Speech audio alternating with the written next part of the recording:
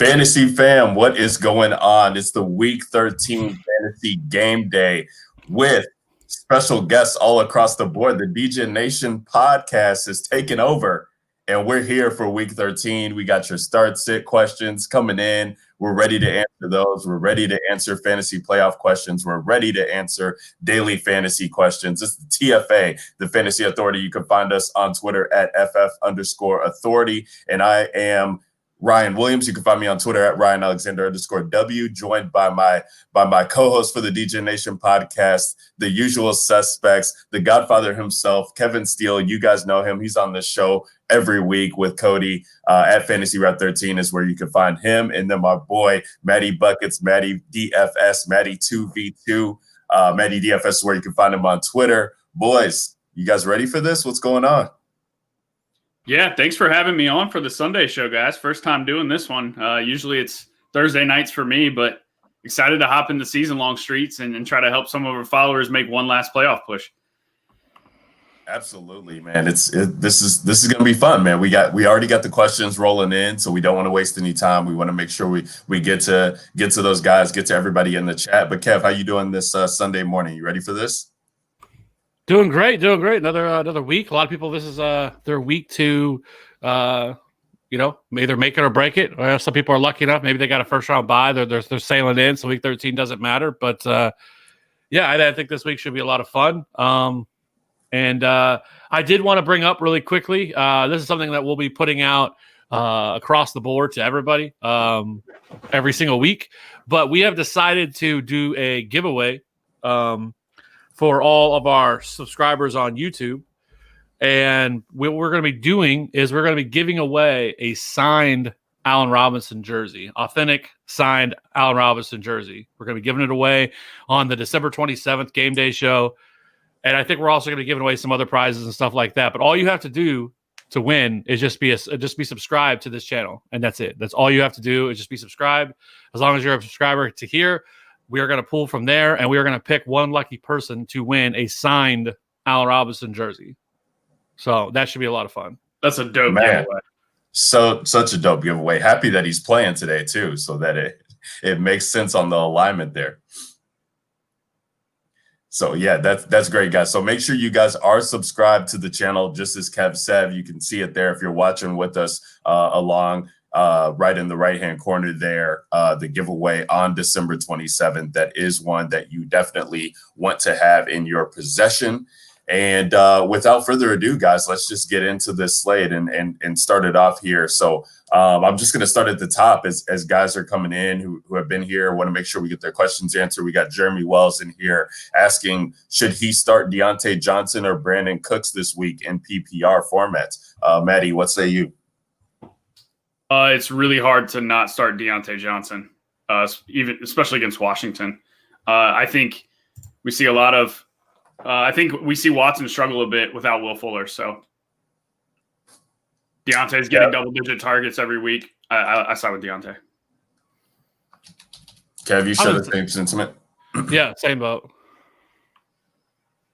Yeah, I think too. I think people feel like we talk about this on our show too, especially with the running back position when the starter is out, so to speak, the next guy up. And, people are looking at the numbers that Brandon Cooks has with Will Fuller out there. But Will Fuller does so much to kind of stretch the field, stretch the defense. And now all that focus will now go to Brandon Cooks. So on the Indy side, and we've talked about this Indy defense kind of being frauds, but they have been good at kind of containing these number one guys. And so you're looking at that with Fuller being out. I think it is a rough matchup for Cooks. It's Steelers at home this week against Washington. You got to play Deante.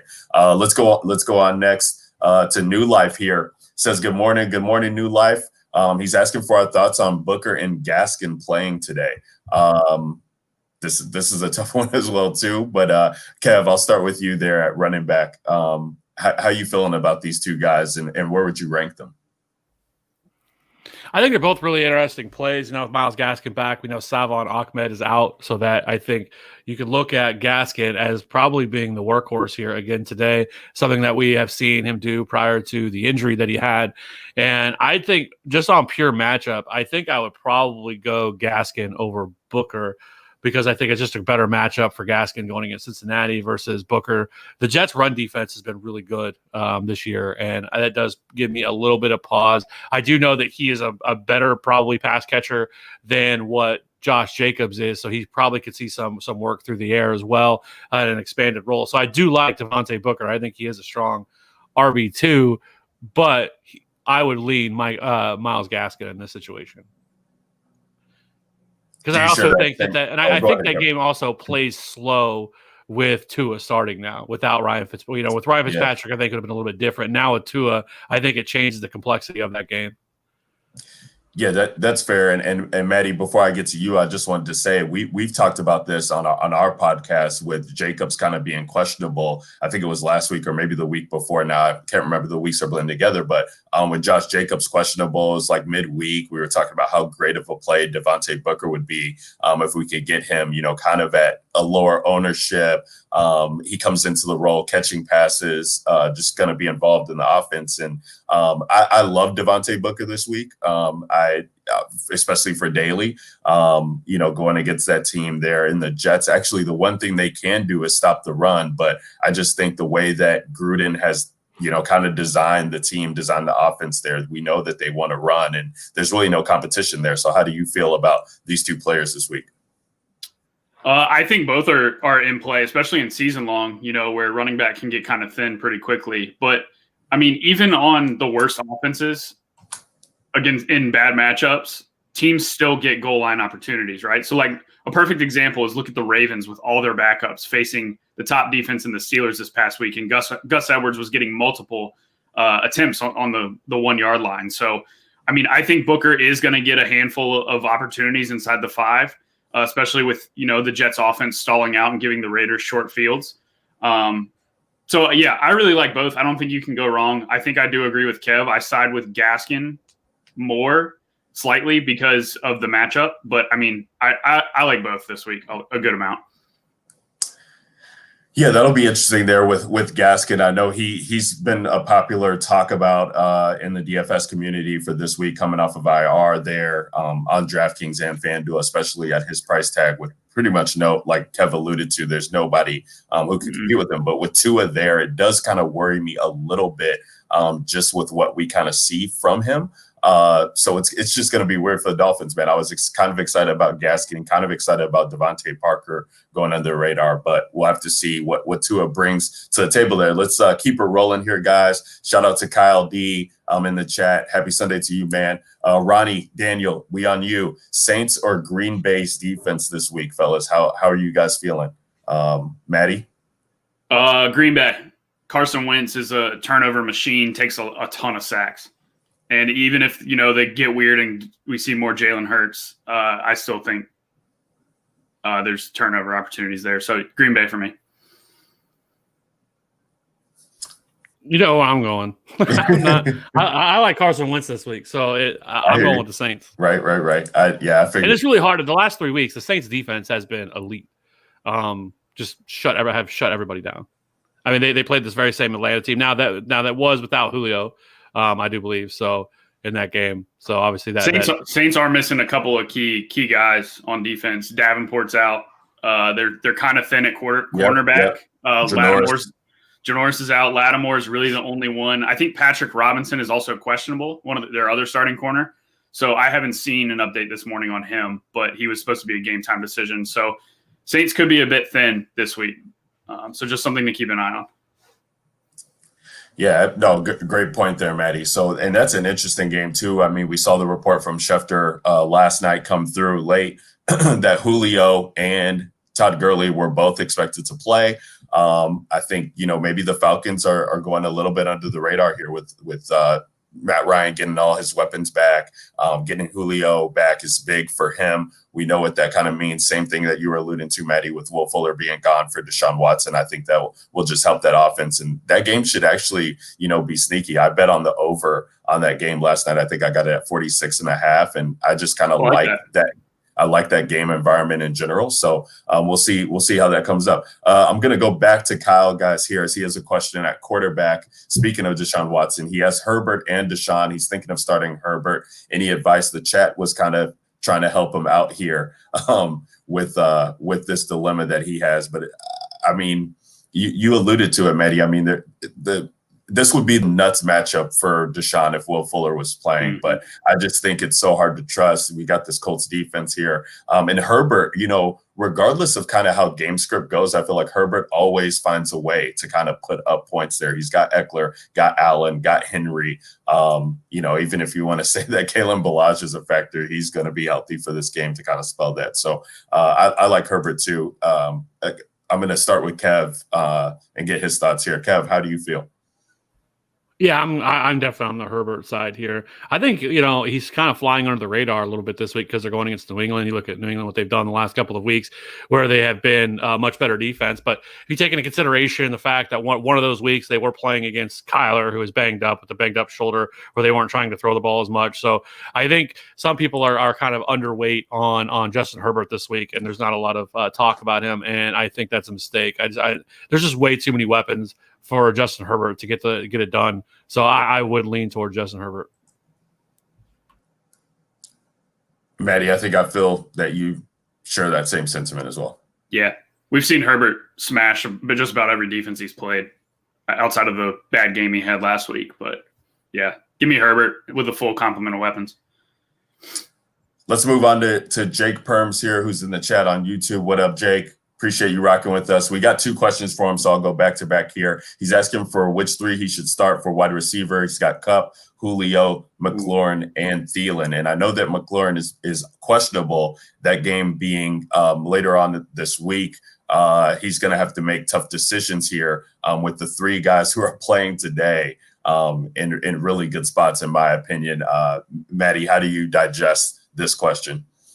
Yeah, I mean, you hit the nail on the head. I think McLaurin is the guy you sit. The matchup with Pittsburgh is not a good one for Washington, and he's questionable. You've got Kupp in a good spot versus Arizona. Julio, we just talked about that game, could go over the total there against New Orleans, missing some cornerbacks. And then Thielen against one of the worst defenses in the NFL against Jacksonville.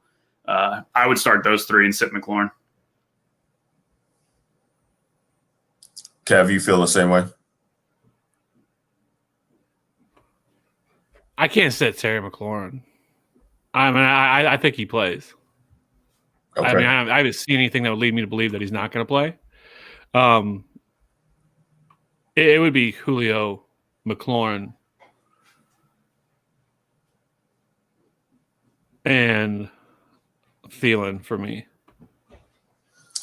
I actually agree with you, Kev. I mean, I think that Kupp is the odd man out for me. I just feel like it feels like a Robert Woods game. And I was looking at, this is Rams Cardinals. They play 2 times a year, and we're looking at this game last year, pretty much the same type of layout here for these 2 teams. And Woods had a 173-yard game against them last year. I think the other game, maybe, a couple catches, but not near 100 yards or something like that. And then Kupp hasn't gone over 100, but has caught 2 touchdowns. But, I think Josh Reynolds, being a factor, they're allowing, I think the 4th most fantasy points to wide receivers on the outside. Maybe Josh Reynolds could get some run here. And so, just with Jared Goff, that game's on the road for them too. If you want to talk about a situation that's kind of hard to trust, Kupp is kind of boom or bust. And those other guys, we kind of know that they just offer you that floor, that steady floor that you could feel. So I think if you're really going to want to feel good about it, I think, Julio playing, it's so hard to bench him. We know what he can do. Thielen with the red zone role, we know what he is. And then it comes down to Kupp and McLaurin. But I side with Kev, I think, here. And that Kupp would probably be the guy that I would have to sit. The second question that he has was Benny Snell or Zeke in full PPR. I think we got Connor, on the COVID list here. And so this is another one that's going to factor in after today in these plays. Not really a good situation to kind of be in. But where are you guys looking here? MAtty, I'll start with you. Let me just say, who would have thought we would be asking in week 13, Benny Snell or Zeke as your starting running back? Right. That's wild, man. But here we are. Zeke's been so bad, especially without Dak. I mean, he had the one good game against Minnesota, but they've been spelling him for Pollard and Snell. We just saw, him against Baltimore. Now he gets a favorable matchup against Washington. I think I side with Snell. Wow. Okay. That's tough for me. I mean, yeah, I get. Man. Dallas playing Baltimore. I mean, I don't know. I would also need to see if Baltimore's still missing those that's what defensive linemen. Say. Yeah, because I'm not sure what their injury report has come in, and especially with it not being on a Sunday slate, it's hard for me to dive into those injuries that aren't on there. But if they are still missing those two guys, I mean, we talk about this too. Zeke is just, he's involved in the passing game. When they're down, he gives them the best shot in the red zone. I mean, you do have to worry about Tony Pollard there. Whereas it feels like, the Steelers, they're giving that lead guy a chance. But McFarland did come in and spell in that Baltimore game as well, too. So that should be interesting. Kev, how are you feeling this week on that position here? I think I would still go Zeke. With Pittsburgh, I don't know. I mean, Pittsburgh oftentimes wants to throw the ball. Obviously, the Washington defense has been really good this year. Their pass defense has been really good this year. Much better than I would have thought heading into the season. And, I mean, if you do look at Benny Snell, I mean, I see some of the upside there because, I mean, last week he was targeted 4 times against Baltimore, played 70% of the snaps. But I would lean a little bit more towards Zeke, especially if Baltimore is still going to be without some of these a lot of their pieces along the defensive front. We'll have to wait and see on that. We know, Lamar, it has been ruled that he is going to play. He's expected to be activated, so Lamar Jackson will play in that game. But they had so many players out. I would probably need to wait and see exactly who they're going to play, but I would still probably lean towards Zeke. The nice thing, though, is both of these teams play Monday and Tuesday. So you can get a better idea of what Baltimore's defense is going to look like.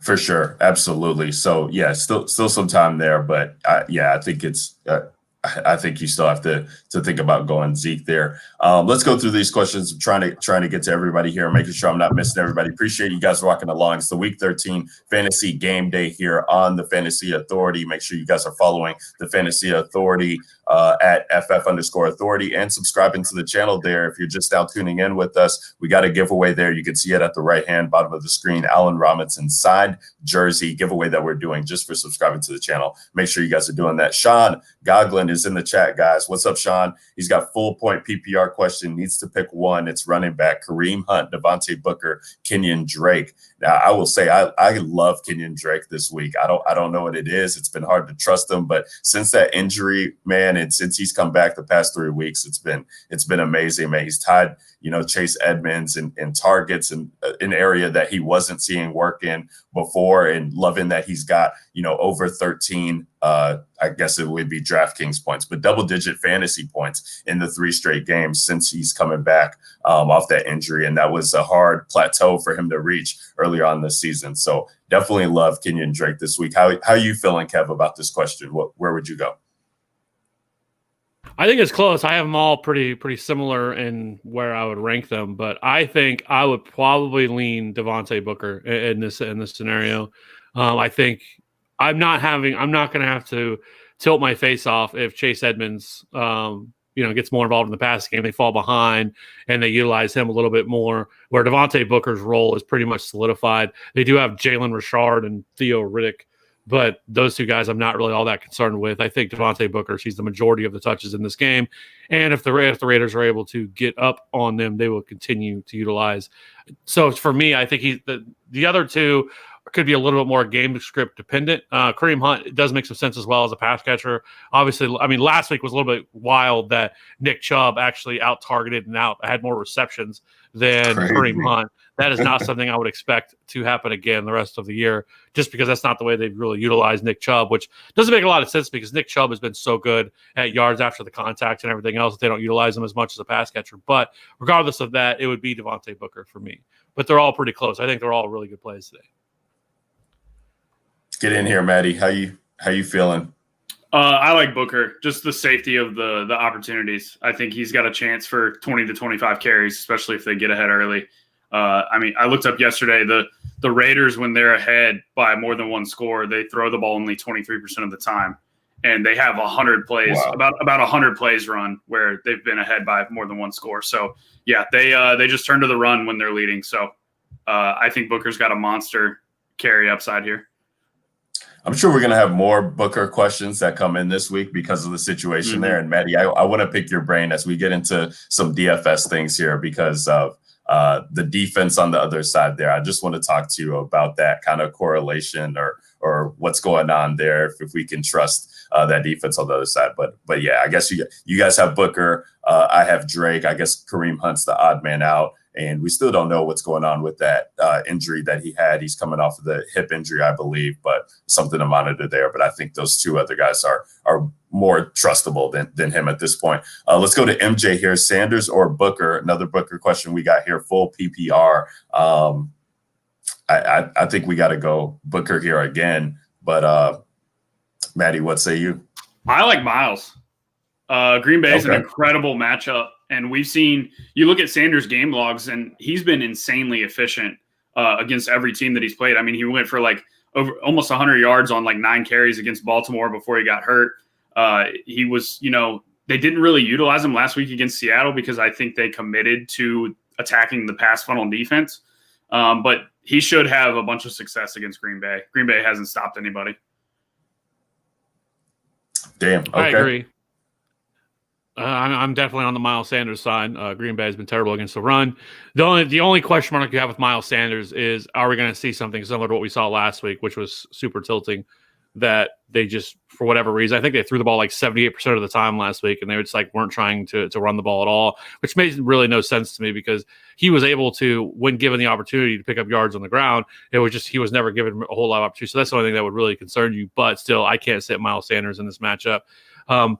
I would ask MJ, who else are you looking at in terms of like, do you have a flex option that maybe you could flex one of these guys in? Because I think both these guys do make some sense, but I would lean Miles Sanders. Yeah, I mean, it's tough. I mean, I do love Miles Sanders, but just the way that this offense is running right now is so bad, and just having those other running backs there does worry me a little bit there, that we could just be tilting our face off if the game kind of gets out of hand and they decide to get Corey Clement or Boston Scott involved. It's just a tough situation, but I agree. The matchup on paper does stand out. I had to skip ahead here a little bit as the boy Cody coming into the chat.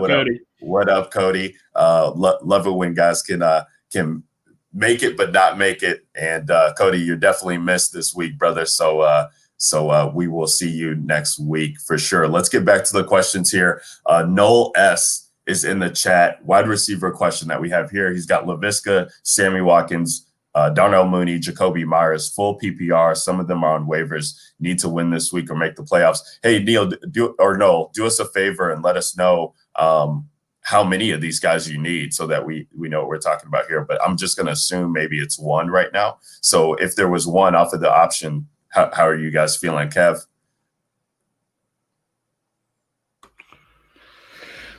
Oh boy. It's a tough one. Yeah, I mean, they're all secondary and third, yeah, on their offenses, or fourth for some of them. But I think I would lean either Darnell Mooney or Sammy Watkins. I mean, the Chiefs play Denver tonight at home. I would probably go with Sammy Watkins here. So I was just getting ready to say, the way I see it, give me the guy on the team that's throwing 80% of the time over the last 5 weeks, and Patrick Mahomes is the quarterback, as opposed to the Bears wide receiver or the Patriots wide receiver, which is two offenses where they could legit throw the ball 20 times. So, like, even if those guys see a 25% target share, that's 5 targets on a 20 to 25 attempt day. Whereas if Mahomes throws 45 to 50 times, Watkins can get 8 to 10 targets, and he's got Mahomes throwing him the ball. Right. Yeah, I feel that way too. I think the interesting one for me here is Jacoby Myers. I mean, this guy's target share, I mean, we've seen it reach up to the 30%, 40% plateau there with Cam. And, if the Patriots are kind of fighting for playoff lives, right, at this juncture. So Cam's, best way to succeed is by getting Jacoby Myers the ball. We see it with Pat Mahomes. I mean, they just have so many people on the offense that he can lean on. And Sammy Watkins, has been that in the past, but just I don't know if he ends up being the odd man out. If Hill gets hot, Kelsey gets hot, running backs get hot. It kind of makes it a little bit weird there. So I think Jacoby Myers would be maybe my favorite, just slightly, but still, I agree, MAtty. The guy who's throwing the ball a ton and an offense that can put up 30 always makes you feel good there. Sticking on wide receiver questions, and MAtty, I'm going to start with you on this one. Tommy Finesse 96 in the chat here on YouTube got a 2v2 for MAtty 2v2. Kupp or Woods, and Marvin Jones or DJ Chark. So I'm guessing this is two separate teams he's running. Probably got two different season longs. I side with Kupp over Woods. I know, Ryan, you like Woods this week. I think Kupp's got a higher ceiling, and he's still got a solid enough floor that he doesn't really, scare me to miss out on a Woods game. And the thing with Kupp too is he leads the Rams in red zone targets, but he has only scored 2 touchdowns. And last year he scored 10 after leading them in red zone attempts. So I think the Kupp touchdown regression is coming, and when it does, I don't think you want to miss out on it, because I think one of these weeks coming up, you're gonna see a 2 to 3 touchdown Cooper Kupp week, and you're gonna be like, wow, how did I miss out on that? So I side with Kupp here. Slots against Arizona have been good as well, and then the other matchup, I like DJ Chark against Minnesota as opposed to Marvin Jones against Chicago.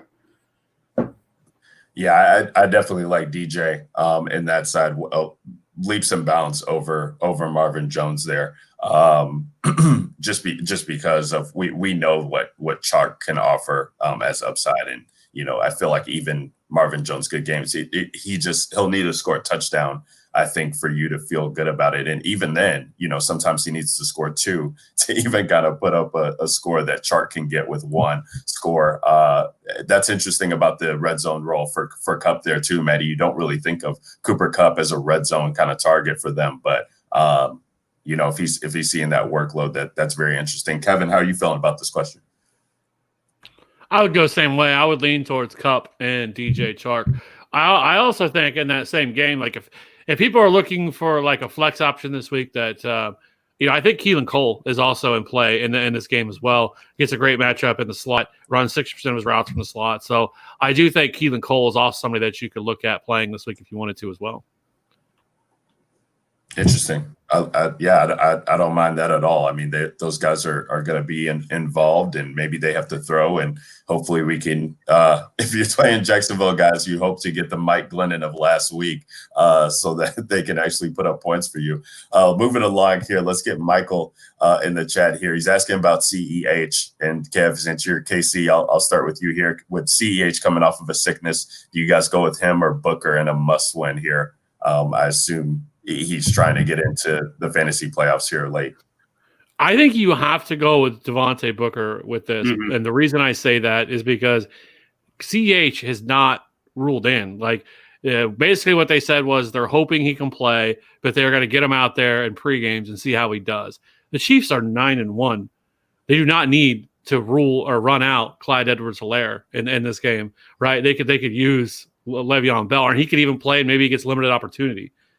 So I would go Booker. He is a much more, you can obviously, what you're getting from him. You know the role he's going to have.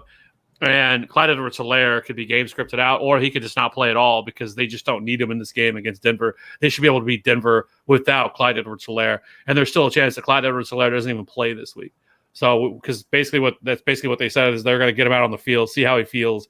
And if he's able to play, then they're going to run him. If not, he's going to sit. So you got to go Devontae Booker. Fair enough. Yeah, I feel that way as well too. I mean, you're really gonna get some upside there. I feel like with Booker if you start him there. All right, Chad, I'm gonna try and guys, we're going to go through these a little bit rapidly so we can catch up and get some of these guys in the chat. Fame Tiger, I know you have an interesting question here, and I'm going to get to you, but I'm going to get to some of the guys who kind of have some quick ones. Dark Winter has a couple. So Firtzker or Ertz? MAtty, I think I know your side, but you go ahead and I'm going to say Firtzker. I'm just not really sold on Ertz this week. I have a lot of interest in Goddard, especially from a daily standpoint there. I think even when Ertz was there the first kind of 2 weeks when they both were healthy, Goddard was out targeting him. We know that he has a significant role, and I just feel like, Ertz being back, that hurts Richard Rodgers, but Ertz and Goddard are still going to be on the field. I mean, Goddard's taken away from Fulgham, it seems like, and the wide receivers there. So I lean Ferk. I lean Ferk also. The one game Jonnu got hurt and came out early was the Houston game. Ferkser saw 9 targets that week. And Cleveland I think they are second worst in fantasy points allowed to tight ends. So I think Ferkser's a great play. You think that way too, Kev, or how you feel? Yeah, I'll probably lean towards Ferkser. Rams defense or Ravens defense?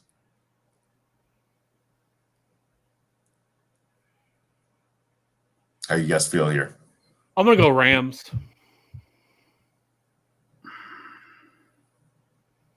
Yeah. That's a tough one. Yeah, I think I have to go Rams as well, too. I mean, the Rams defense has been pretty legit, good, man. Yeah. And, you're looking at that Seattle game as I was going back and kind of looking at things for that Rams-Cardinals game and just the way that they played Russell Wilson, when he was hot with no Carson out there. And you go all the way back to week 1. They held the Cowboys with Dak to 17 points or whatever it was. Yeah, wow. You're right.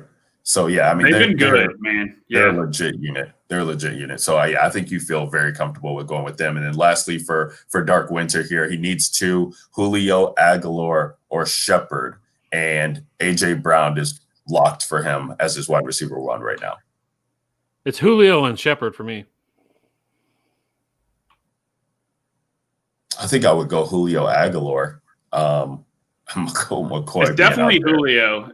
And I think it's close to a coin flip for the other two because Aguilar's target share is low, but he's facing the awful Jets defense.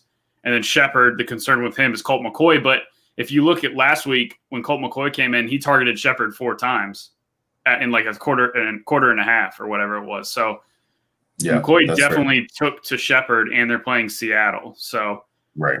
I think Shepard definitely safer, but I think Aguilar probably has a higher ceiling. Fair enough. And I think the one thing you could count on is that Slayton will definitely just not be in play, I feel like. So maybe we can get extra work going to Shepard there. So there you go, Dark Winter. Appreciate you rocking along with us. I'm skipping ahead to some of these guys here as we get to some questions here. I mean, Ernest, he's asking if he can start Sanders this week. I assume this is Miles, and the question is just yes across the board, correct? Yeah, assuming it's Miles, yeah. Right. Okay. So, yeah, Ernest, you can clarify that for us, but I think we're going to assume that's Miles, and you're starting him, no question. Abraham Pena, 2 running backs. He's got Chubb, Sanders, Carson, Gibson, Montgomery. He's got a slew of them, fellas, and he's asking for 2 here. Kev, how you feeling right here at this question? This is tough. I think it's easy. Where are you going? Chubb and Carson. See, because I would probably go Chubb and Sanders, but I can see Sanders. I just think Carson. I think Seattle blows the doors off the Giants, and Carson's going to get a heavy workload here. Week 2, back off his injury. Hyde was DNPs for most of the week, dealing with some sort of I think it's a foot injury. So I think we could see 20 plus carry Carson here, and he's still going to be involved in the pass game too. If I remember correctly, too, Abraham has a really stacked team. He's one of our regs around here, and because who are you starting at flex, Abraham? I know, just in case, because like right now, like I have Miles Sanders, Chubb, Antonio Gibson, David Montgomery ranked 4, 5, 6, and 7 with Carson at 9. So Yeah. Like, yeah. Yeah, no, that's fair. I mean, yeah, I mean, you're looking at the running back situation, and we know he's got it stacked, right? I mean, I think it's so hard to sit Chubb. I couldn't be able to do it, and I do agree, MAtty. I mean, I'm curious, just real quick, MAtty, how do you feel about Hyde being there and being active? I think he was dealing with, was it turf toe or some type of injury like that they thought was going to keep him out? He got ruled in late. Yeah, I mean, last week we saw Hyde. I think he had a limited practice or something. So this week when he actually missed practice, it was a definitely more concerning. And Carson, they had, before last week, the week prior to last week, they had said that he had a good shot to play that week, but they ended up holding him out. So I think he's healthy. They just wanted to get his feet under him in his first game back. And so now that he's got a game under his belt, I think they turn him loose, and he's got 20 to 25 touch upside against the Giants, who we talked about it on Thursday.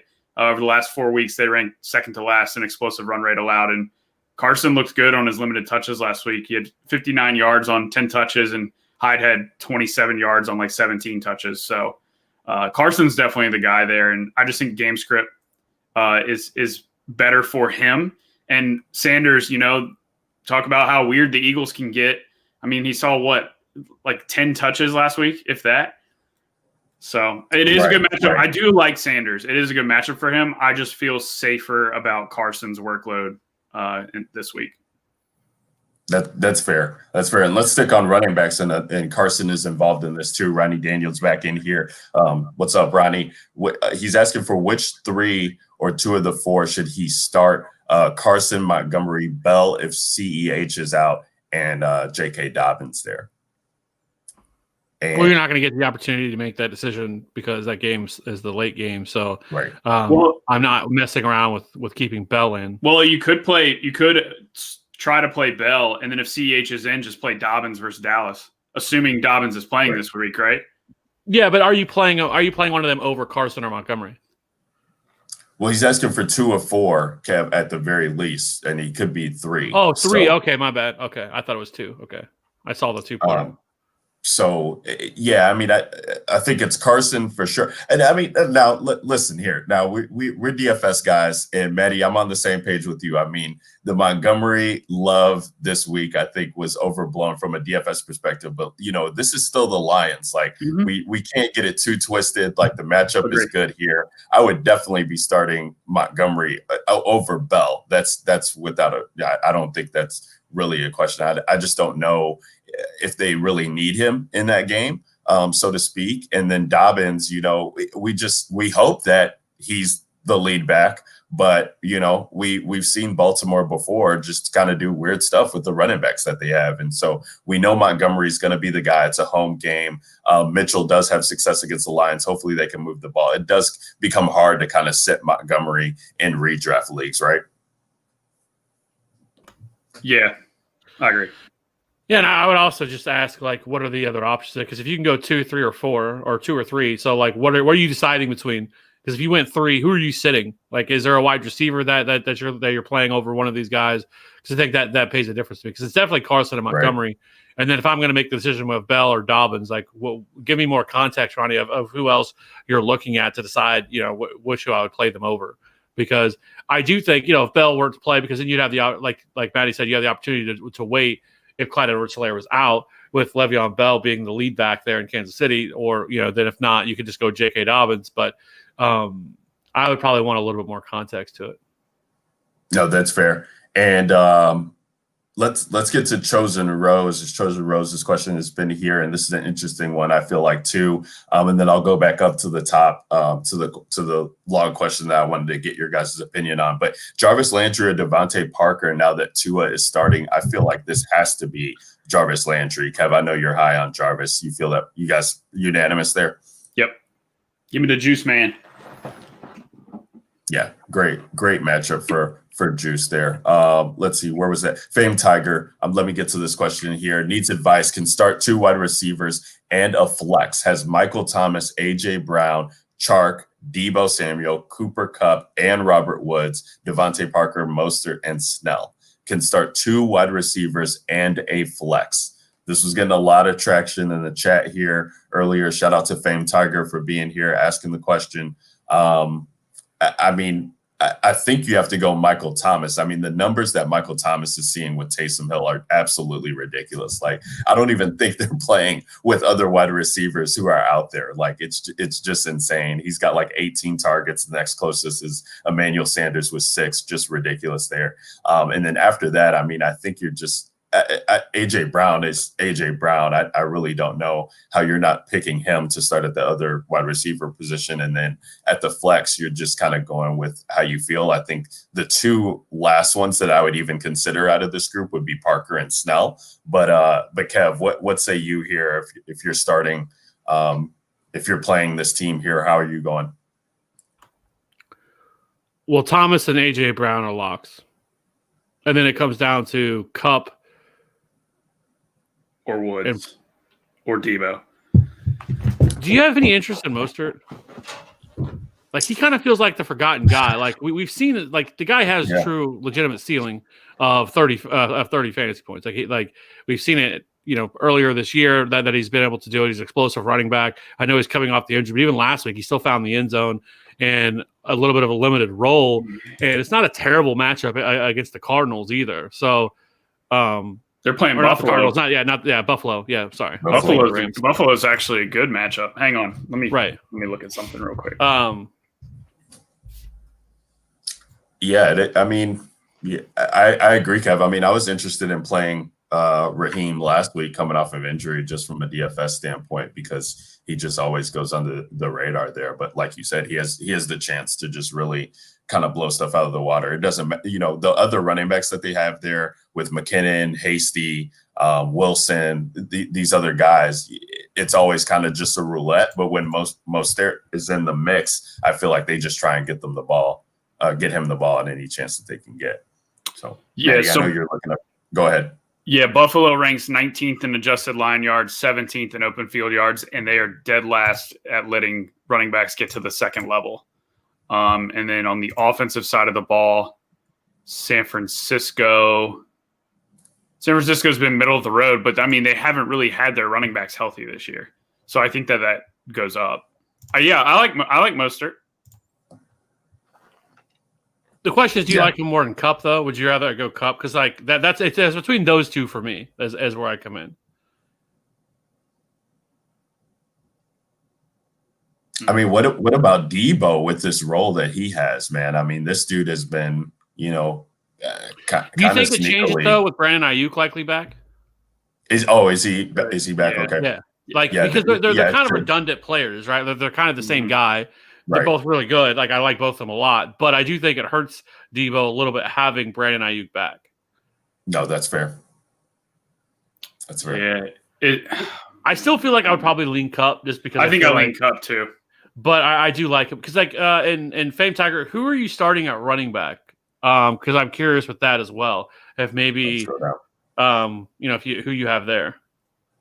Yeah, I'll make sure I scroll down and can get that question for him. We'll keep it moving, and we'll come back to Fame Tiger, see if Fame is still here. Ernest was back. He had Zeke or Gallman full PPR, boys. Kev, I know you love Gallman, but it's Zeke. Not for me this there. week. Yeah, I can't do it. I can't do it with Colt McCoy out there at quarterback. So it's Zeke. It's a bad rush matchup too versus Seattle. Seattle's been good against running backs.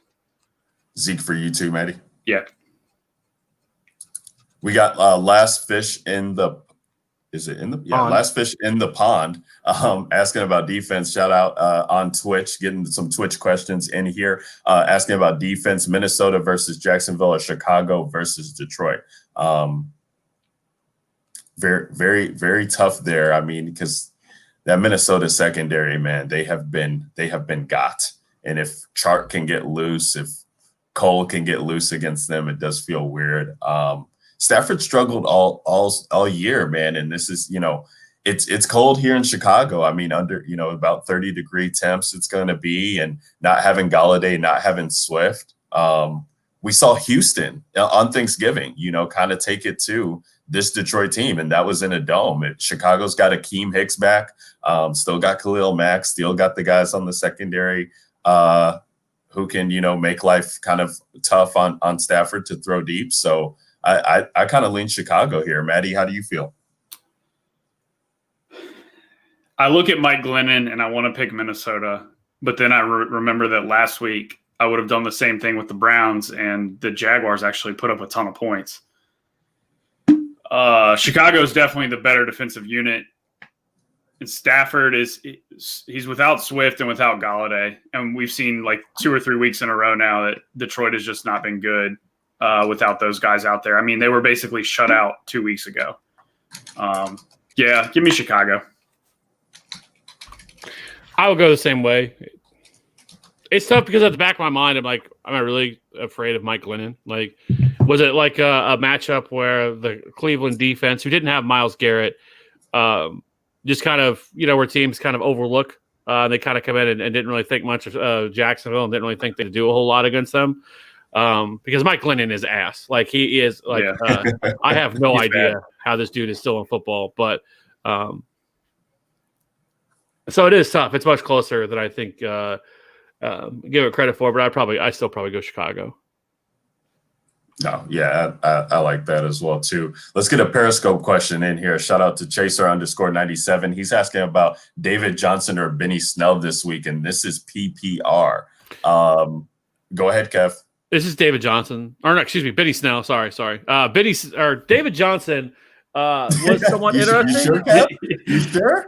No, because I was thinking in my head, like, no way I could play David Johnson. And then it came out David Johnson. So it's definitely Benny Snell, even though I don't know how involved Snell will be as a pass catcher. I know he did see the 4 targets last week, but with DeForest Buckner back now, and David Johnson really never had much of a ceiling this year anyway. He was like 15 fantasy points, so it's probably what you can look for. He could see a little bit more with Will Fuller out. Maybe they try to get the running backs more involved as pass catchers than they typically do. But I would still lean towards Benny Snell. I agree. Yeah, that's unanimous across the board for us there. Very tough to trust David Johnson. Jeremiah Hudson, he's got running back questions for us. He needs to pick 3 in PPR out of Antonio Gibson, Jonathan Taylor, J.K. Dobbins, Clyde, Devontae Booker, Gallman, and Miles Sanders. I mean, for me, I think it's simple. You go every other guy. So I'm looking at JT, I'm looking at Booker, I'm looking at Sanders for me to start there in PPR. MAtty, how do you feel? Do we know? I honestly haven't done much research for the Tuesday night game because I've been so focused on these Sunday games.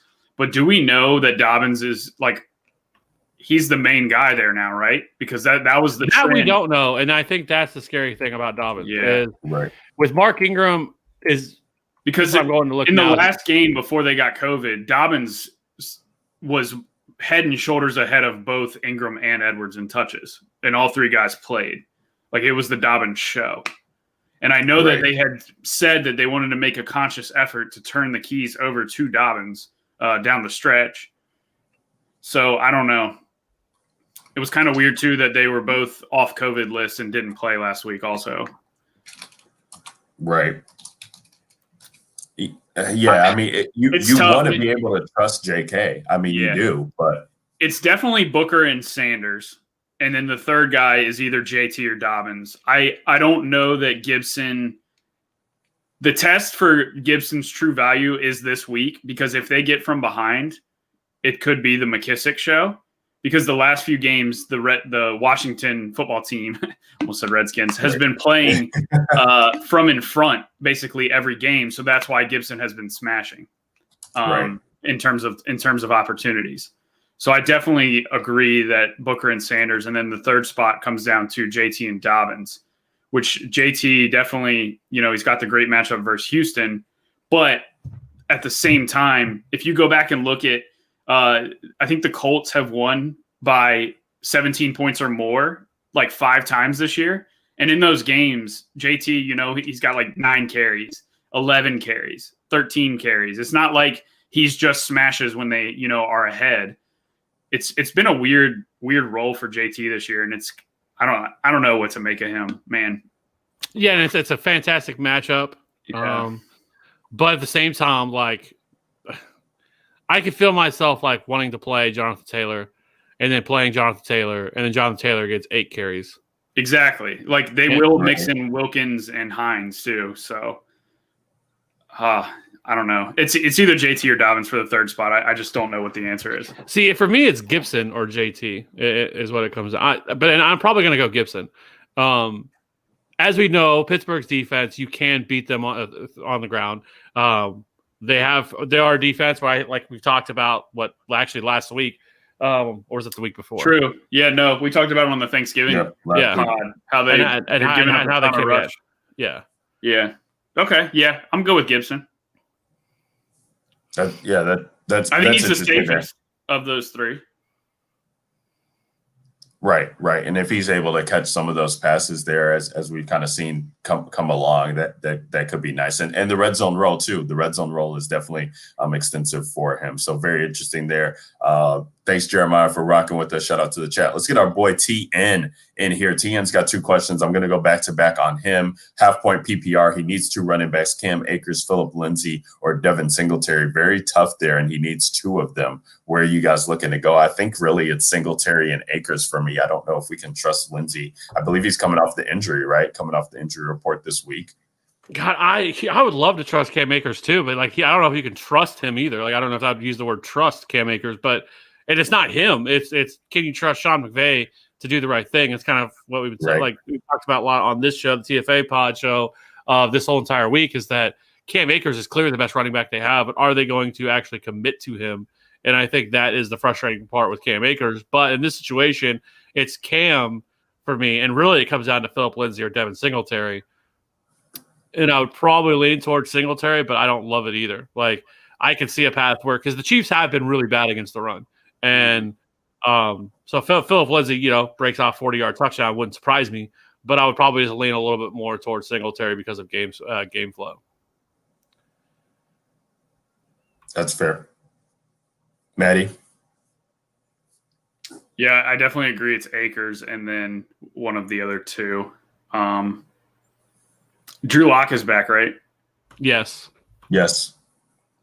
Yeah, that makes me like the offense more.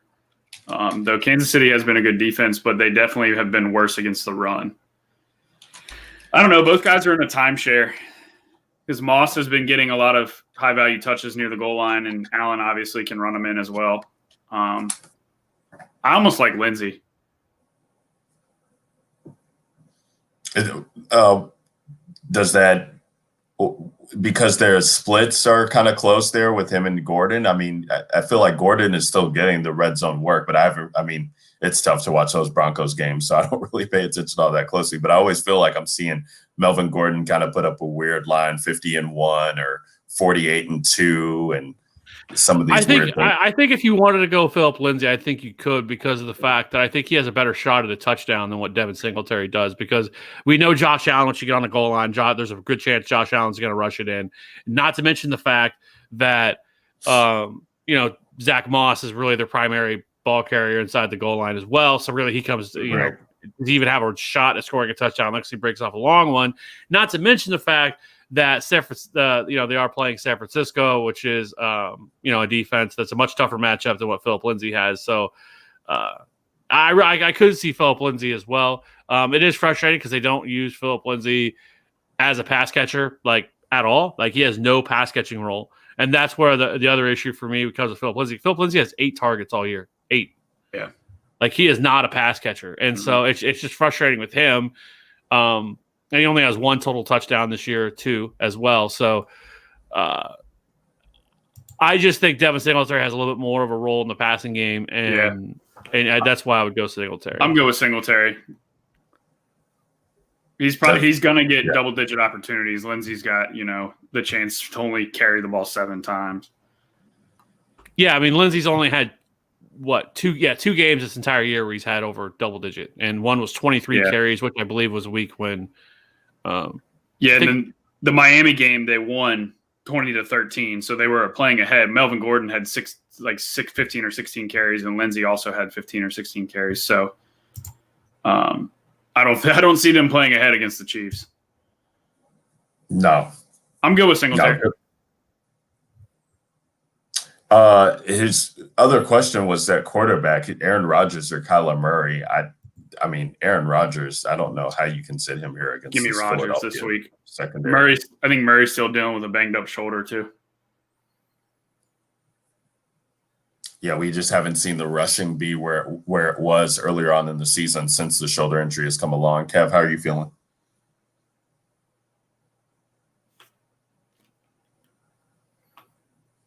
Oh boy. I think it's closer than what it should be. I mean, Kyler Murray still has the ability to rush for 100 yards. Mm-hmm. Like that's certainly in the range of possibility. I slightly lean towards Aaron Rodgers. I have Rodgers at 3, Kyler at 4.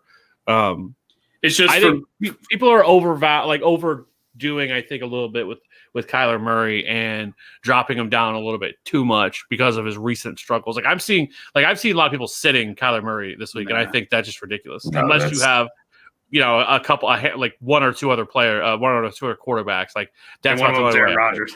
Yeah, and this is one of those times. And so I would lean Aaron Rodgers, but I'm just saying as a whole, I think people are a little bit going overboard on Kyler Murray and what he can do in this game. I mean, he did practice in full this week, which was an upgrade from what he did last week. It's a non-throwing shoulder as well. It's more of a pain management thing for him. And maybe that's why he wasn't running as much because of with that pain, but it's not in his throwing shoulder. So, and it was encouraging to see him return to full practice this week as well. I hear you. I hear you there. But both, I mean, that's a great situation to be in where you're deciding between Rodgers and Kyler. So shout out to TN there for his teams. Let's go over to Ashton here. Ashton Springer, Ayuk being back or Beasley PPR format.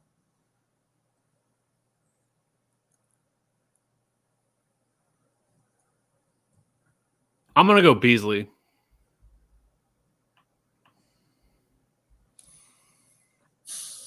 That's tough. Anybody got a coin to flip? Yeah.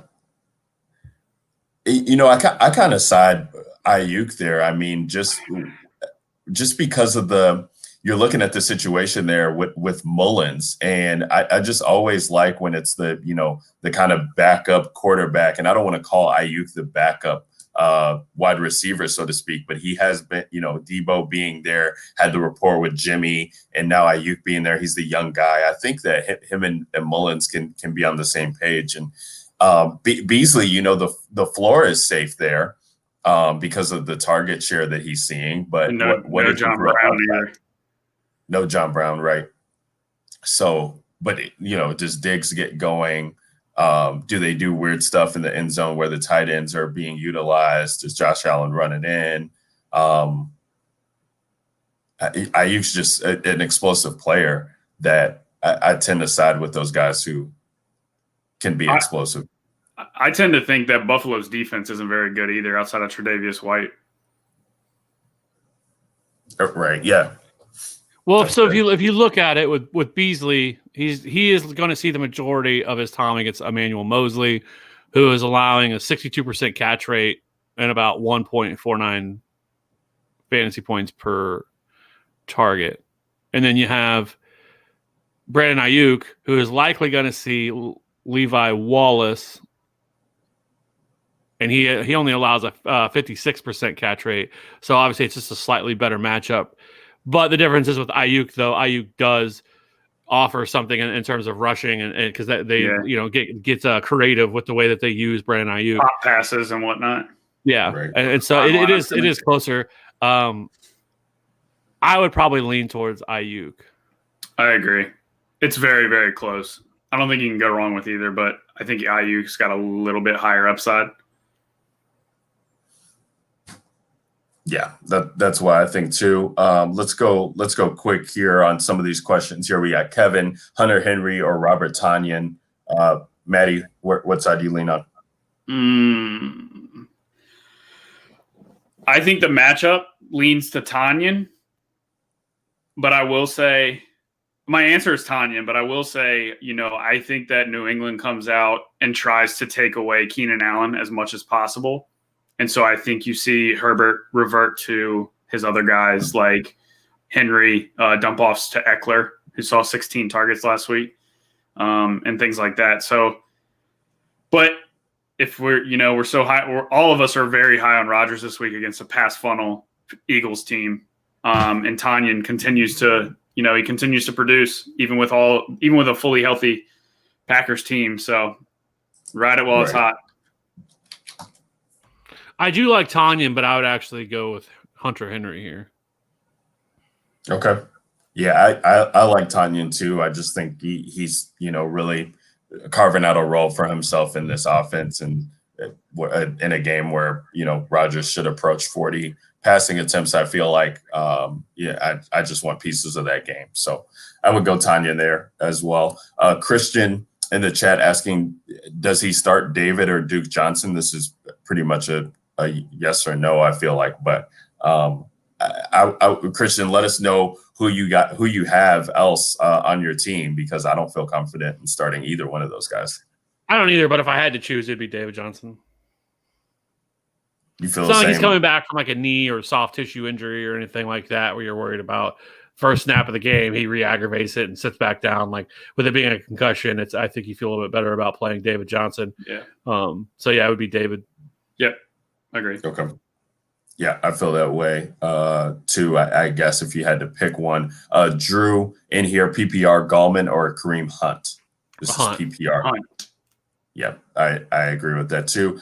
Tam in here, Ben or Hill?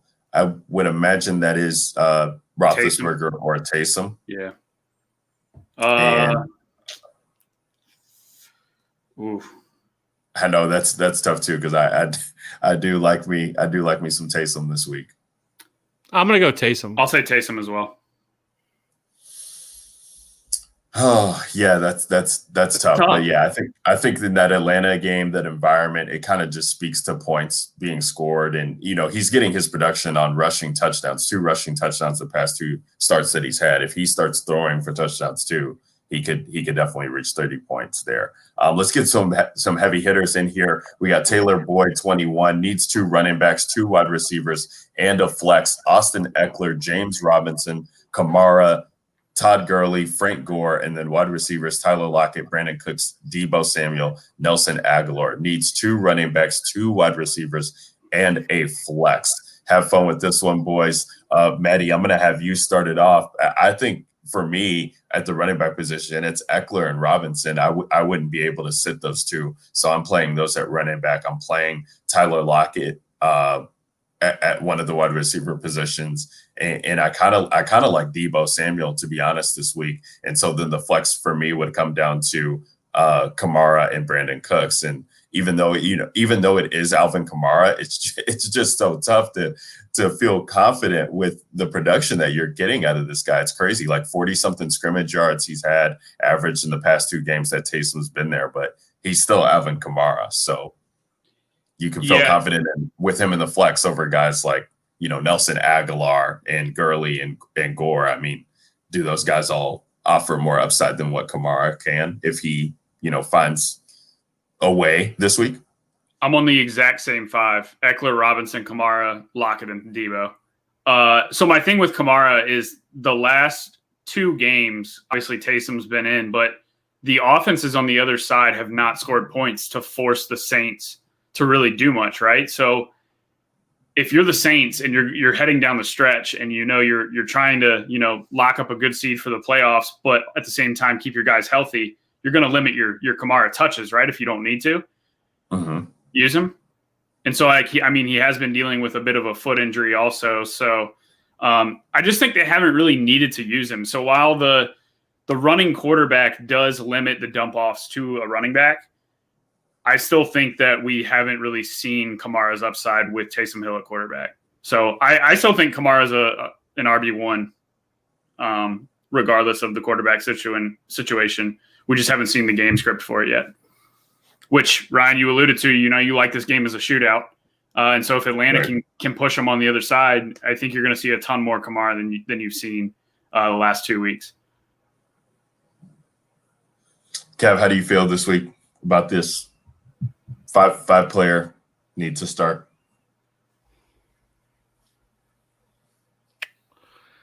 I agree. Eckler, Robinson, Lockett, and Debo. I just don't know about Kamara. Like, there's this part of me, like, even like in DFS when I'm building lineups, I'm like, am I going to look back today and realize that I feel like a fish for not playing Alvin Kamara at 7K with no ownership? But at the same time, they're just not utilizing him at all. The fact that he has like 3 targets the last 2 weeks. Now, some of the fact that, yes, they have, especially last week, you can kind of throw it out the water because, I mean, it was Kendall Hinton starting at quarterback. They had no reason to throw the ball whatsoever. And so that really didn't matter. And then when you go back to the week before, I mean, Taysom Hill did throw the ball. He had 230 passing yards, but the majority of it went to Michael Thomas. And they still didn't really involve Alvin Kamara as a pass catcher because he's not going to get there running because he is not a guy that's going to get 20 touches or 20 carries in a game. This is not going to happen. He is more of a 10 to 12 touch type of or carry type running back. But if he's not going to have the pass catching role, like playing him is tough because and really trusting him. But I still probably lean towards Alvin Kamara over Brandon Cooks, just because I think, especially if this game gets going and it turns out to be more of a shootout with a healthy Julio Jones to really push this offense, I think then they try to figure out a way to get Alvin Kamara more involved than what they have the last couple of weeks. And so with that, I would probably still lean Kamara. But it is scary as hell because he really has a floor of like 5 or 6. Right. Well, yeah. I mean, for what we've seen, I guess, but like MAtty was alluding to, I mean, the Saints have been able to control kind of these game scripts, and so the hope is that they smashed Atlanta 2 weeks ago. Like Atlanta didn't even come close to scoring, and then last week was the Kendall Hinton game. So like they've had no reason to use Kamara with Taysom Hill in yet. So the hope is fully healthy Atlanta this week with Julio back. That's the hope. If you're just hoping for Atlanta to score some points to force the Saints on the other side, and Saints are missing some defensive pieces, like we talked about earlier. So I think Atlanta scores points. Yeah, damn it! I'm gonna have to because I do love the Taysom and Thomas stack, so I'm gonna have Kamara. I'm gonna have to make a Kamara team because if you're stacking that game, Ryan, I think you have to play Kamara. Yeah, I hear you. That's fair. Let's go to bars in the tuck. And good morning to you, sir. Pick one. Alex Smith, Colt McCoy, Nick Mullins, Brandon Allen. 6-point touchdowns is what he gets. And also sit one of Monty, Gaskin, and Gibson, which it's non-PPR. In a non-PPR scenario, I think you can still feel good about what Gibson offers. That's tough for me. With Tua starting, I think I would probably lean Monty first because of the matchup, then Gibson, then Gaskin. And then of the quarterbacks that you're starting, I mean, I would it's tough. I think I would kind of go Alex Smith, man, and it doesn't really, make you feel that comfortable knowing that. But Nick Mullins there going against, Colt McCoy. Colt McCoy. Yeah. What is Sam Darnold available? Like, would you play Sam Darnold over all these options? Because I feel like I would. Yes, I would. Yes, I definitely would. I don't know if he's available, but if he was, like, I would pick up Sam Darnold and play Sam Darnold. They got who they got? Farrell and somebody else on the defense missing this week. Farrell's actually playing, but it's their safety Abram, Jonathan. Abram. Yeah. That kid's a he's stud. A beast. He's all over the place. So okay. Yeah, I mean for me it would be Alex Smith and then see he said sit one. So I guess I would be sitting Gaskin of that running back group. How do you guys feel? I would sit Gibson playing Monty and Gaskin because of the matchups. And then I would play Colt McCoy against Seattle. Because Colt still does have Slayton and Ingram and Shepard and Golden Tate. So, I mean, it's not like he's without options there. And we know how bad Seattle's pass defense is. It's still Colt, bro. Yeah, but, I mean, like, when he came in for Washington last couple of years, like, he still was serviceable. mean, I'm not calling him good. I think he's the best option of these four. I mean, right. I don't know. I can't play Alex Smith against Pittsburgh. He's good. Like, we know he tries to check it down whenever he's under pressure. I just don't, and Pittsburgh's going to be all over him. I don't know. I feel like that's a disaster waiting to happen. Yeah, I mean, he does protect the football though, MAtty. I mean, he is not because he dumps it off. Yeah, he's takes what the defense gives him, and if they're all pressuring him a ton, he's just going to be a lot of dump offs to McKissick and a lot of short passes. So, I don't know. Yeah, it's tough. In a non-PPR, I would probably lean Monty and Gaskin, and then I would probably go with Colt McCoy as well, or Nick Mullins, honestly. I could see Mullins getting there versus Buffalo. Yeah, I'd probably got Ayuk and Debo. Yeah, I would probably go Mullins. I'm good with Mullins. Yeah, that's a good one too. That game should be very, very interesting there for the 49ers and Buffalo teams. I'm curious to see how that one kind of shapes out. Sticking on with running backs here as we got Gaskin involved again. I think I know the answer here for guys, but I just want to make sure we hit on it for Tam. Gaskin playing him over Gibson. Do you guys feel that way? I probably wouldn't, but I think you guys are on the other side of maybe playing Gaskin over Gibson. Well, I mean, I like Gaskin this week a lot.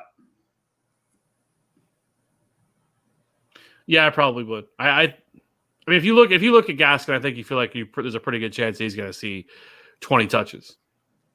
I mean, they've got nobody. Breida's out, right? Yep. Washington's out. Washington's out and Ahmed's out. Yeah. They literally have nobody, and Tua's in, so they're going to skew more run heavy than if Fitz was playing, and it's Cincinnati. Right.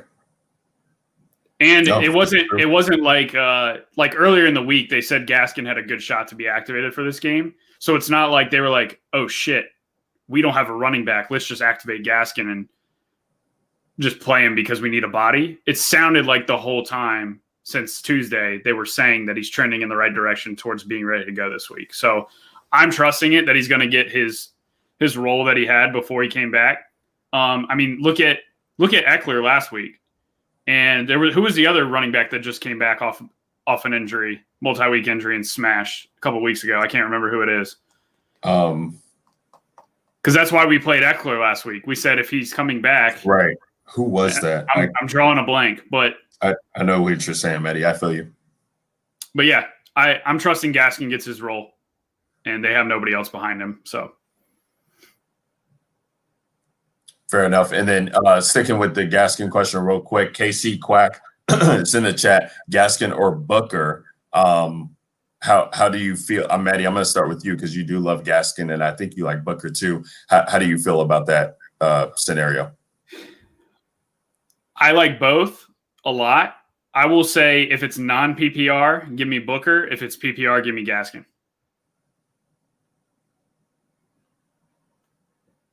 I like that. I think Booker's more likely to score 2 touchdowns, but Gaskin's more likely to catch a handful of passes.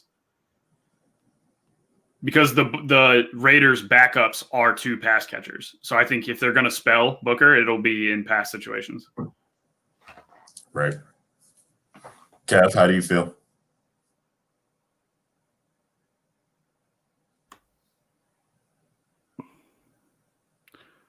I would probably go Devontae Booker.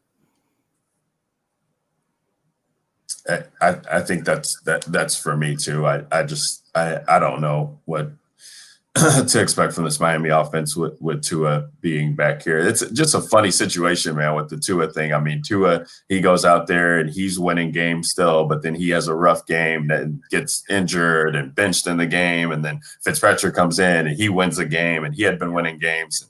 Just a funny situation they got there in Miami.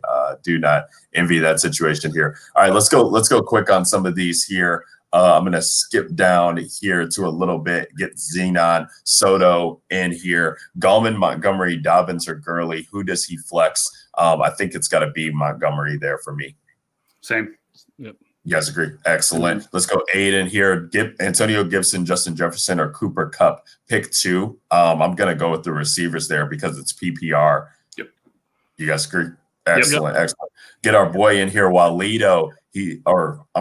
Let's get back up. Wet Jr. He's got PPR, pick 2, wide receiver, and 1 for the flex. Hines, Jonathan Taylor, interesting there. Marvin Jones, Denzel Mims, Julio, and Fulgham. He's picking 2 wide receivers and 1 for the flex. I think the wide receivers, I already see Kev. I know what he's going.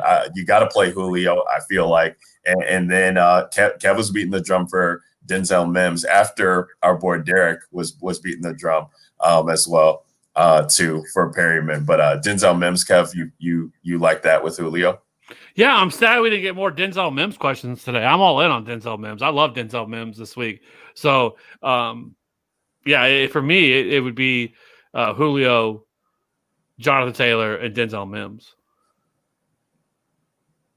Yeah, I like Jonathan Taylor too over Hines. I think. I mean, we kind of saw that kid getting some touches before he, ended up missing last week, and so I think we can feel comfortable, hopefully, putting him back in. Granted that they don't go with this hot hand approach, and if Taylor starts to turn into Trent Richardson, as Kev alludes to, then he was looking like it earlier in the year. He was looking like T. Rich earlier in the year, but we'll see.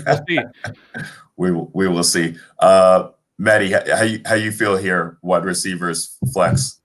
I agree with you guys. Julio, Mims, and JT.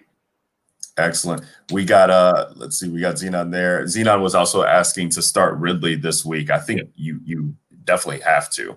I don't know who you're benching him for or what you would be considering, but now that the offense is back fully loaded, I think we're fine with starting Henry this week. Go back to Tam. Tam's in the chat once again. Debo, Pittman, or Juju. I'm glad we got Pittman to talk about here. Pittman's a guy that I kind of like for DFS this week in that Houston game. No Bradley Roby there. I think that Pittman can be leaned on here a ton.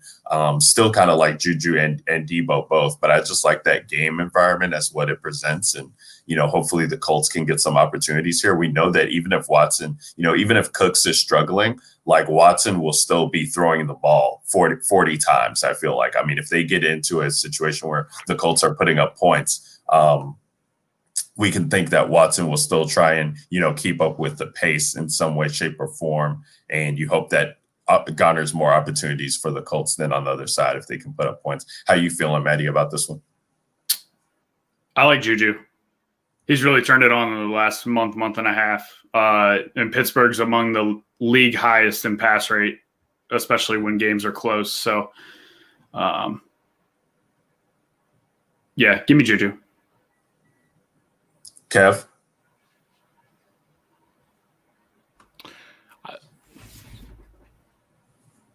Yeah, I'm gonna go Juju. Fair enough. Let's get some quick ones back in here. Again, Ryan Phillips, he's asking who to start, Frank Gore or Todd Gurley. Tough choice there. Hopefully you have some other options. I guess I would go with Gurley because of the environment, but that's tough. I would go Frank Gore. Wow. Okay. Todd Gurley's not involved at all as a pass catcher, and the Saints defense is still one of the best run defenses in all of football. Some of the pieces they're missing doesn't really affect how I feel about their run defense. So, I can't mess with Todd Gurley. Todd Gurley is I think cooked. Could be out of the league within a year or two.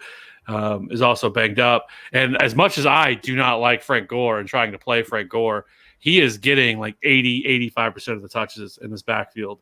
And as gross as it sounds, I just think Frank Gore has a higher ceiling than what Todd Gurley does, and that's saying something because I feel like Frank Gore's ceiling is 18. At most. And Gurley was legit questionable this week, and we've seen them back off him on any reason that he gives them to involve Brian Hill, they'll do it. So I agree. As gross as it is, I side with Frank Gore. Damn. All right. There we go. The year 2020. I know it. I know it. Year 2020. Xenon got full PPR, Kareem Hunt or JK. That's going to be Kareem Hunt for me. How you guys feel? Yeah. I'm going the same. I'm going to go Dobbins. It would be Dobbins if I knew he had the lead role. It probably wouldn't even be close either. Yeah, it's tough to test. Chubb really started tough to trust. Yeah, because Chubb really started to eat into Hunt's role last week. He got all the dual line touches and he was catching passes. So I don't know if that was injury related or what. Yeah, tough situation over there. Quarterback question here we got from Miles: Trubisky or Taysom Hill? I'm sad, but I have to go Taysom Hill because I really like Trubisky this week, but I'm going Taysom Hill. Taysom. Yeah, I like Taysom too. Let's get earthly here as we're getting down into the crunch time here. We got a couple more minutes left, so we'll get to earthly here, and I'll make sure we get some quick hitters here for the rest of you guys. Appreciate you guys rocking along. Week 13 Fantasy Game Day show that we have here. You're watching on YouTube. If you're watching it here on the channel, you see that we got, if you subscribe to the YouTube channel, signed Allen Robinson jersey that we will get to one lucky subscriber there. Giveaway on December 27th. Man, Christmas came, after the fact. So make sure you guys are subscribed to the channel to be a part of that. Earthly Links, what's up, man? Appreciate you here. Question for full flex PPR.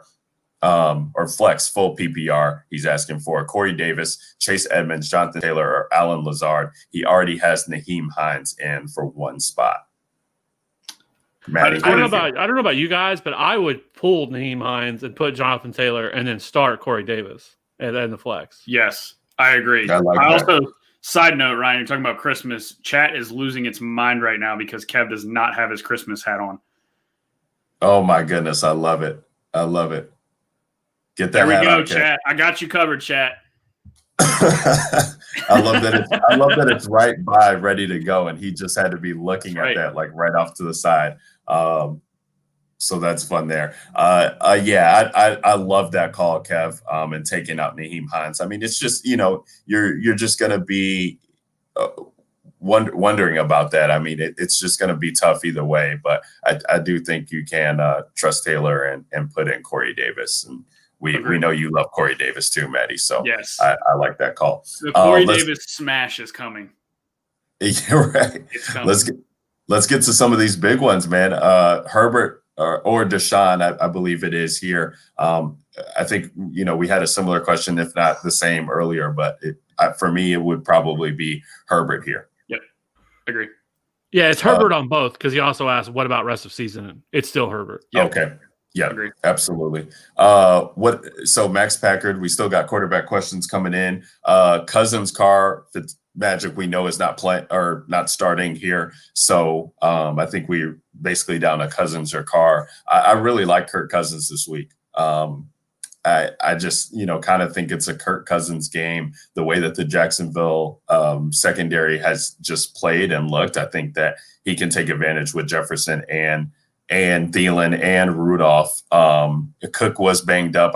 There were reports that he's fully healthy now with the ankle, but we also did have Mike Zimmer saying he wanted to dial back the touches a little bit, and there was concern that he was just getting too much use. I know Madison is out, so that does make the Cook side very interesting, but I just think that Cousins can eat here, which is scary because I'm not usually on Cousins. So it'll either be a good or terrible day for me. MAtty, what say you there? I think Madison being out is a bump to pass volume for Cousins, so I sided with Cousins. Kev? Yeah, same. I'm going Kirk Cousins, and hope that basically that the Jaguars can put up some points. Because I'll say this really quick about the Jags is that they really haven't been blown out in any real game. Like, nope. I guess the biggest one would be the Steelers game, but even that game, it felt close the entire game. Like, it wasn't like a complete massive blowout. And everyone keeps expecting the Jags are going to get blown out, and they haven't. So as long as it's not, then Cousins in games that they've had to throw the ball has been a QB1 this year. Yep. Solid QB1. And like I said, I think with Madison out, I don't think you see Dalvin carry the ball 30 plus times. No, especially dealing with the ankle and groin injuries. I think those Madison attempts just turn into pass attempts for Cousins. So I like Cousins there. I like that too. I like that call too, MAtty. Let's go over to Kashan, I believe. DJ Chark, Devontae Booker, Pittman, or Gurley in non-PPR. I would imagine picking one here. So Booker. Yeah, non-PPR, I guess you got to go Booker. I do like Pittman, but yeah, non-PPR, got to go Booker. Back to Xenon, Lamar or Taysom Hill, I believe this would be. Lamar. Yeah, Lamar. I think I said Taysom. I think I said Taysom. I mean, Lamar coming off the COVID list, he's been hard to trust all year. So what makes Dallas? I understand it, but we know that the offense of the Saints runs. I mean, they both run through both of those guys, so I know that. But it's just Taysom just is doing like every single thing, and they're putting up points and controlling games.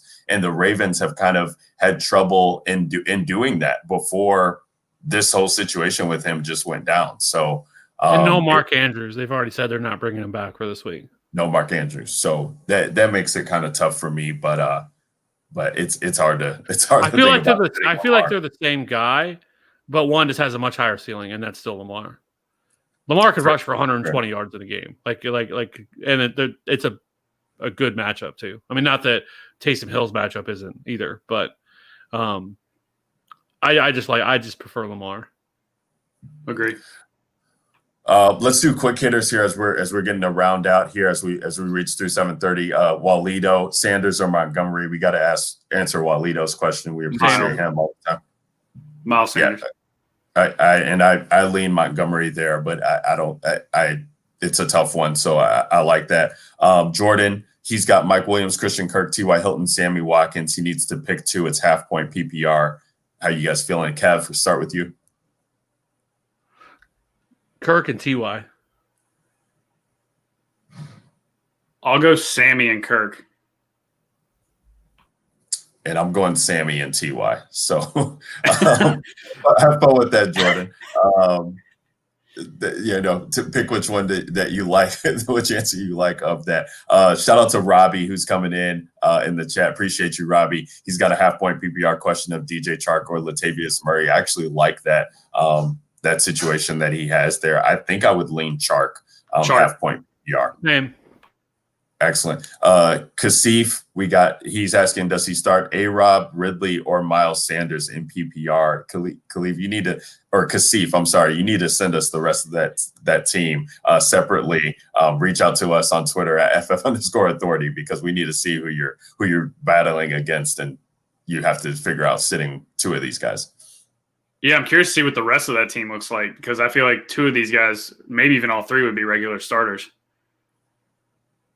Right, exactly. But of those, give me Calvin Ridley. I was going to say Ridley too. Kev, how you feel? I would go A-Rob, but that would have been mine if I had to choose. Yeah, I love to share that A-Rob's getting there, so I don't mind that. Aiden, and we're going to get to you. Julio, Jefferson, A.J. Brown, Tyler Lockett. He needs three. And Justin Jefferson needs three of those two. So who are you guys sitting of those four? Oof. I'm going to sit Tyler Lockett. I think it's the least likely of those games to end in a shootout. And Russ has been throwing a little bit less over the last month. While I agree, I think I would sit Justin Jefferson. I think this feels like a real explosion spot for Tyler Lockett. Great matchup against – he's basically going to be seeing the majority of Darnay Holmes, who's allowed 80% catch rate and 1.54 yards per route covered. Like, the dude's been terrible on the so far this year. So I do like Tyler Lockett just a little bit more here. I feel like you probably see them bracket coverage DK Metcalf, which is again, I mean, it's not the end of the world. DK Metcalf's a stud, but he does get the tougher matchup with James Bradbury, and Bradbury has been really good this year. And so this just feels like, a little bit more of a Lockett game. And I feel like that I just like him a little bit more. I could see the Giants taking a chapter out of the Eagles playbook and just using their top corner one-on-one with DK and saying, our best guy versus your best guy. If he burns us, so be it. And then the Eagles doubled Lockett in the slot. So I wonder if teams that have a good top corner end up doing that. And I wonder if the Giants, maybe try to do that and bracket Lockett and just stick Bradbury on DK. Yeah, I mean, and Brett and I think they faced Carolina last year when Bradbury was there, and he held Metcalf, down to a mediocre game. So that's very interesting there. 2 more questions before we sign off, guys. I want to make sure we hit David here. He's had his question in here. Half PPR, Devontae Parker or Latavius Murray. It makes it kind of tough there, but because it's half point PPR, I got to side with the wide receiver. Parker. I'm going Latavius Murray. I like Latavius Murray. Like, you can play Latavius Murray this week. The dude's had 31 attempts over the last week. He's also being involved. He's also has more targets than Alvin Kamara, and he's also being heavily utilized in the goal line as well. Like, he's seeing the goal line touches right now. And, I just like Latavius Murray a little bit more.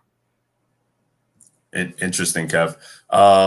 Last question here of the day. We're getting to Trey S. Morning Trey, full PPR. He's got Marvin Jones, Devontae Booker, Melvin Gordon, Jerry Jeudy, Latavius. Full PPR. He has to choose 3. I guess, and I just said no to Latavius, but I'm going to play him here. Latavius, Devontae Booker, and Jeudy for me. Same 3 for me. Booker, Jeudy, Latavius.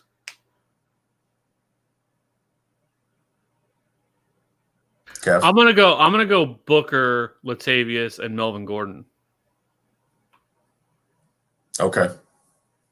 Fair enough. And the last question here, we'll get to Tam. Tam's been rocking all morning with us. Ben, Ryan, Darnold, Mullins, or Dalton, pick one for quarterback. You get your Sam Darnold question there, Kev. Well, yeah, but I'm not playing Sam Darnold over Ben or Ryan. So it comes down to those 2. And I'm going to lean towards Ben. Give me Ben. I actually like Ryan this week now, getting Julio back and having Ridley back. So I do like that as well. But I don't think you could go wrong with either Ben or Ryan. Just see how the rest of your team is shaping up, see who you're going against, and hopefully you can make a decision there, Tam. But that's going to do it for the Week 13 Fantasy Game Day pod. Really appreciate everybody rocking along with this. DGen Nation guys took over the Redraft Fantasy channel this morning. So we really didn't talk about DFS all too much. Hopefully, Kev and MAtty, you guys got your team set. I'm going to be just doing the final touches here across my teams across the board. It has been a weird kind of week, and it will be a weird kind of week just with the running back situations and everything that's going on. Kev, they're asking you to turn your lights on your hat. You guys got any final words to the people as we get ready to sign off here? No, just again want to say thanks for having me on to the redraft side of things. And usually I'm just DFS, but it was good to hop on and talk some football and prevent me from tinkering my DFS lineups before we get rolling here for Week 13. And good luck to everybody who's in win and get in scenarios. Seems to be a common theme this week. So good luck to everybody in those fun matchups. This is what we play for. Yeah, and make sure if you're in the chat right now and you're not subscribed to the channel, make sure you do so, because all you need to do to be entered in to win the signed Allen Robinson jersey, which shout out to Cody Kutzer, who normally is on the TFA show, for putting that together, for doing that. We wanted to give back to the community, so that's what we're going to be doing. Signed Allen Robinson jersey. Literally all you have to do is click a subscribe button. That's it. Like, I'm not asking you to do anything else, but asking you to do all this other crazy stuff. Click the subscribe button. And you have a shot at winning an Allen Robinson jersey. And like I said, I think we're going to try to come up with some other prizes and stuff like that we can give away to you guys. It's the Christmas time, Christmas season. We truly, truly, truly appreciate all the support we've gotten. I did not think that we were going to grow as quickly as we have. This is kind of our first year really engaging in YouTube, and we really appreciate all the support everybody's gotten, or that we've gotten through the chat with all the people that show up every single week that keep this thing going. So we got big plans for 2021. So we wanted to give back to everybody. That's why we're doing an Allen Robinson signed jersey giveaway. It's, again, click subscribe. That's all you got to do to be entered. And as well as we're going to be doing some other smaller stuff, maybe some gift cards or some TFA swag, TFA T-shirts. stuff like that, like Ryan's rocking right now. Ryan's wearing a TFA T-shirt right now that we're going to be giving away. So it's just we're trying to say thank you for everybody's support this year, and let's win some championships in the meantime. So that's all I got. Hell yeah. And with that, Kev, we're going to sign out. Week 13 Fantasy Game Day show. Guys, if you guys are playing DFS, you can stick around on the YouTube channel there. I got my top low-owned plays video there for any of you contrarian guys who are looking to build some off-the-reservation plays around your rosters with. Go check that out. Subscribe to that YouTube channel, guys. Don't forget. Appreciate you guys. Will be back for Week 13, or we won't be back, but the Game Day show will be back for Week 13 to answer all of your start-sit questions. Signing off for Kevin Steele, the Godfather at Fantasy Rat 13, myself, Ryan Williams at Ryan Alexander _W, and MAtty 2v2, MAtty DFS. MAtty, get that money. MAtty DFS, where you can find him on Twitter. It's the DGen Nation Pod signing off for the TFA Game Day show. We'll see you guys on the DGen Nation Pod Week 14, and go out there, have some success, get that money. Peace.